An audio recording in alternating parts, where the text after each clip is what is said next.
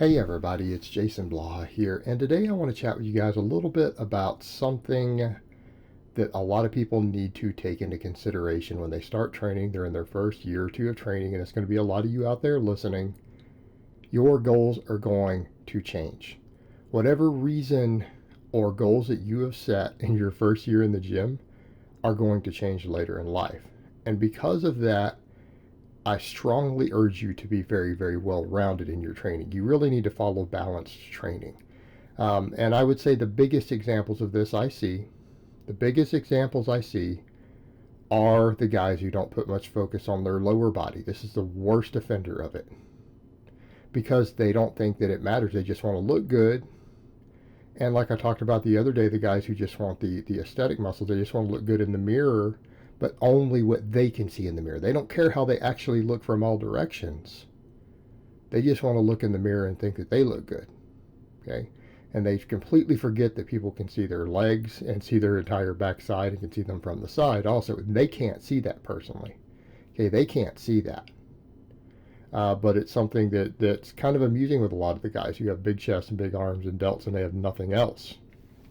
They have no back because they really don't train their back. They have no legs, particularly no posterior chain. But what they're forgetting is that the reasons that you train are going to change the longer you do it. Okay, the majority of guys who got into a strength sport or something else probably started the same way you guys did. Okay, they started out saying, "Hey, I just want to look bigger," whether it was to look bigger and to get girls, whether it was to look bigger just to be more impressive. Maybe I've had guys who they lived in a rough part of town growing up. I have clients like that. At least one client who was like, I grew up in a rougher part of town. I started training just because I wanted to look tougher so people didn't want to fight me. Right? He didn't like getting jumped. And it would just help deter some of that. He just wanted to look tougher and bigger. You know, a lot of other guys do it to get girls, but what people forget when they put just the focus on the upper body show muscles, you're leaving yourself a lot of disadvantages. Okay? You're actually going to put yourself so far behind on other stuff that you could actually cause yourself problems down the road by doing that. Because you haven't done squatting, you haven't done hip hinging, you haven't worked your entire back, you haven't worked your hamstrings. You're going to have a lot of ground to recover again when you decide you want to get strong, which would very well happen. And that's one factor. And we're going to get to the injury prevention. We're going to get to the ease of losing body fat. And you sure as hell aren't going to do any form of physique competition.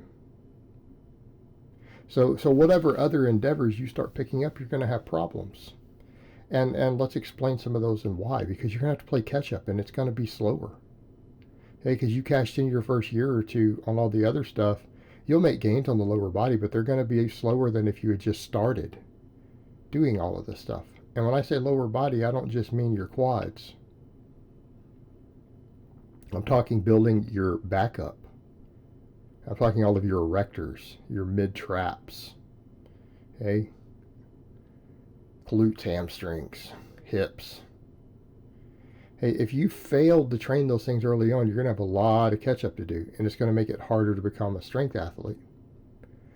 Furthermore, what you see all the time are guys who only train for just the show muscles that they can see in the mirror, and then they try to do something athletic. Right? We see that all the time, particularly with young guys. Oh, they're going to go jump and rappel down a cliff, or they're going to wrestle around with their bros, or they're going to pick up some big heavy thing off the ground and try to throw it, or they're going to try to move furniture because they look kind of big up top or whatever. Everyone expects them to do more of the work, and then all of a sudden they pull or tear something. You don't think that happens all the time? How many of the guys that we always talk about, you hear me talk about the guys who used to lift and then they got hurt? Really? Because I lift heavy as hell and I'm in my 40s. You don't see me walking around busted up. I hit maxes every week and I'm a reasonably strong guy. Well past 600 deadlift, past 500 squat, up into 300s on my benching.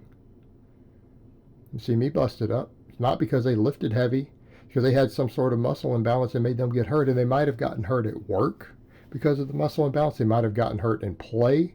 They might have gotten hurt moving something or goofing off with the guys. Okay, when you do not have good muscle balance because you've neglected entire muscle groups, particularly the ones we think of for strength,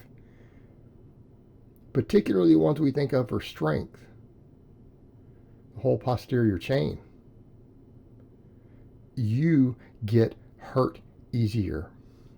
And the problem is that people who work out, notice I didn't say people who train, people who work out tend to think of themselves as being stronger and more able-bodied, so they're more likely to do things, especially in a social setting, to where they think that their abilities are higher than they are, and they get hurt. Because I can tell you right now, if you don't train your posterior chain, you aren't strong and athletic. Okay, you need to get that out of your head right now. You're not more able-bodied than the average untrained person, not to any significant degree. And that comes as a shock to a lot of those guys because they think that they're in shape, but you're not in shape. Just because you're lean and you have pecs and biceps doesn't mean you're in shape. You could be completely falling apart. You could be a guy who's frail. You could be like Glass Man. You could just snap and break because you pull something the wrong way. You're not strong and in shape. You don't have a strong posterior chain. You don't train your glutes and hamstrings and hips and erectors. No, you're going to get hurt when you try to do things that an actual athlete or fit person would do. You're not fit. Therein lies the problem. They get hurt. Hey, what about if they decide they want to get into other endeavors? Well, if you haven't built those areas up and you decide, oh, I'm going to go do some sort of physique competition, not that I'm a fan of that or would endorse it, well, you can forget that. How well you think you're going to place? If you don't have hamstrings, how well do you really think you're going to place even at your first amateur bodybuilding show? And you don't have thick traps.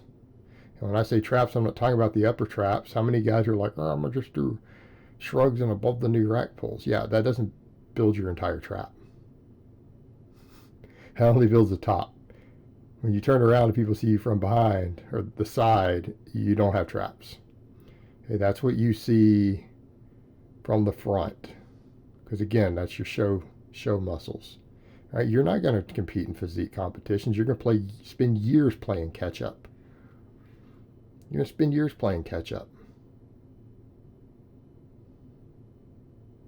What about if you decide that you do want to try to maintain a lower body fat but want to eat more calories? Well, you know what? What muscles do you think contribute to your metabolic rate and energy turnover and NEAT the most? Do you think it's your pecs or do you think it's your lower body? Okay, when we start talking about calorie burn, I think people forget that. They forget that NEAT is usually the biggest contributor to calorie burn. But what is NEAT based off of? You moving around, your non-exercise activity. How much does that go up when you put an extra 5 pounds of muscle on in your lower body? The muscles that actually are doing the moving itself, not just the muscles that you carry for energy turnover, for resting metabolic rate, but the muscles that actually have to move you around, that are contracting and moving as you do different things. Okay? If you have a well-developed lower body, your energy turnover every day could easily be 500 or 600 calories higher while living the same lifestyle. Okay? For guys who are trying to get lean, that matters a lot. Now, guys are like, well, how come you're not lean? Well, because I eat over 4,000 calories a day. Now, the thing to remember, I'm also not getting fatter on 4,000 calories a day.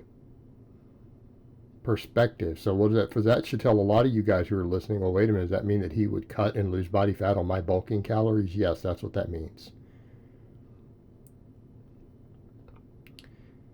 So perspective. I mean, even if your goal is to make it easier to maintain body weight or cut, being able to eat more food because your lower body's more developed, big advantage. So realistically, a lot of the guys who neglect all these things because they're not balanced, it's going to cost you down the road. It's going to mean that if you do change, say, hey, I do want to get really strong, I do want to do some powerlifting or a strength-based sport, you're not going to have the foundation to do it.